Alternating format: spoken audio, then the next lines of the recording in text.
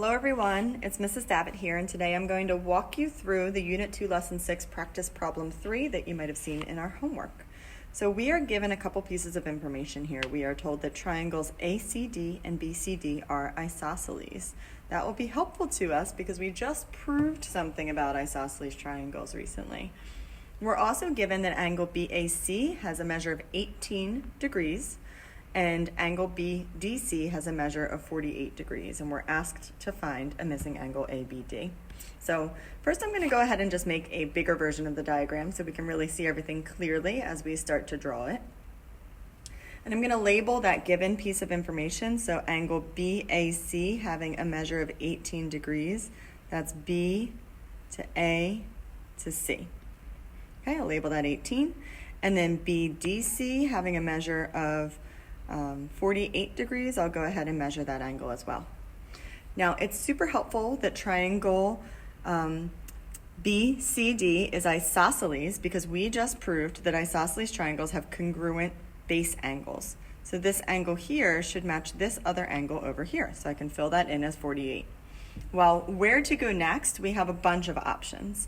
And I want to just reiterate that anytime we do angle relationships in any way, whether it's in triangles or with parallel lines or what have you, there's lots of ways to tackle those questions. Now, I'm going to try to use something else that we've learned recently, and that's that congruent triangles have congruent parts. And what I notice is in this diagram here, this triangle here has a side marked with 1 tick mark and 2 tick marks. And this triangle over here also has a side marked with 1 tick mark and 2 tick marks, which means there are 2 sets of congruent sides. But we also have this overlapping side AB. And by the reflexive property, we know that now all 3 sides would match between those 2 triangles.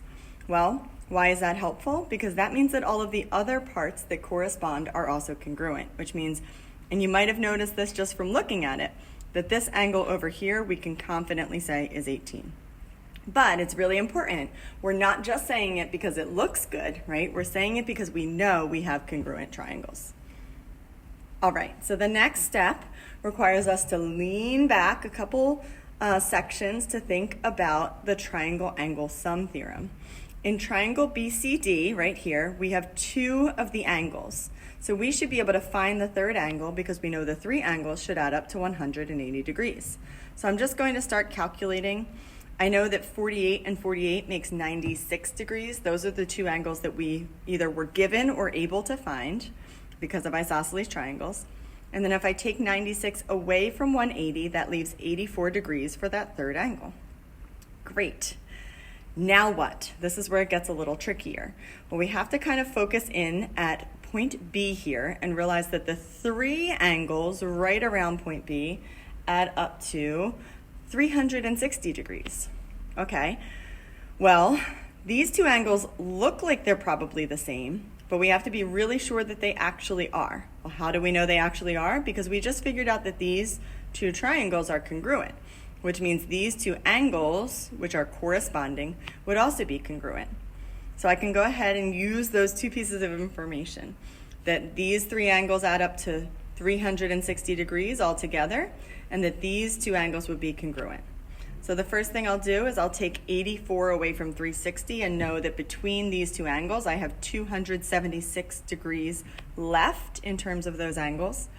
And then because they are congruent, I can split that directly in half, and each of those angles is 138 degrees. Whew. Now, if you look at the problem, we're actually done, right? This question asked you to find angle ABD. So ABD is 138 degrees. So we're done. But what if you wanted to know angle ADB? Well, guess what, my friends? We have a triangle here where we know 2 angles, right? So we can go back to our triangle angle sum theorem again. Those 2 angles we know, 138 degrees and 18 degrees, make a total of 156 degrees. So if I take that away from 180, that leaves 24 degrees for those 2 missing angles. Thanks so much for joining me. I hope this helped you review this homework problem.